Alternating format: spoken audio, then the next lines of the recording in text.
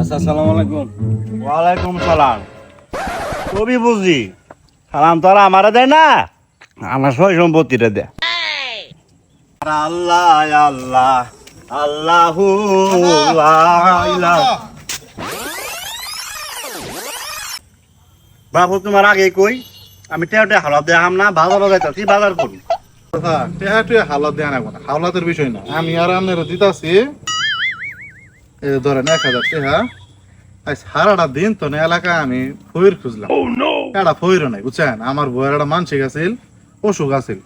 অসুখটা ভালো হলে কইছে যে কোনো একটা ফইরের 1000 টেহা দিব। আচ্ছা, অসুখ ভালো হয়েছে, ফইর আর পাই না। ঠিক আছে। বর্তমানে ফইর পাওয়া যায় না বুঝছেন। আরে বাবু তুমি এটা কি টিয়া দিলা, আর আমি তো ফইন নে। চাচা আমি শরম করেন না, এটা আমি খুশি হয়ে দিছি। শরম করেন না, এটা রাখেন। আর আমি বাজারও যা না গুণ আজকাল ইন্তিকাম হয়ে গেছে। হে বাপ, তুমি আমার খবর জানো?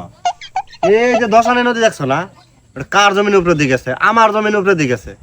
ওটা শুকায় না করে আমি ধানাবাদ করা হয়। এই যে মিরিবিল দেখছো না, এক দাগে যত সম্পত্তি আছে সব আমার, আর তুমি আমারে ফইর ভাই দেখা দাও। আচ্ছা চাচা, আমি এলাকার জামাই, আমি বুঝি নাই। আপনারা চিনি হারে নেই, তাহলে টেয়াটা দিয়ে দেন, আমি বাজারে যাই অন্য ফইরের আন দিয়ে দেন। এই বেটা, এই যে তুমি আবার আরেকটা বেয়াদবি করতেছ। তুমি চিনো না, ভালো কথা। আমি এই যে বাজারে যাইতাছি, ফইর টুইর চিনি, দিয়ে দিমুনি।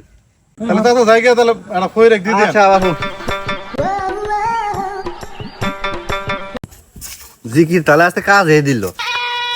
একজন লোক ফইর জানলে কি হবো, সবসময় এখানকা জিকিরের মধ্যে আমার থাকা না। আজকে বাজারে করবো, কষা বাজার করবো আজকে।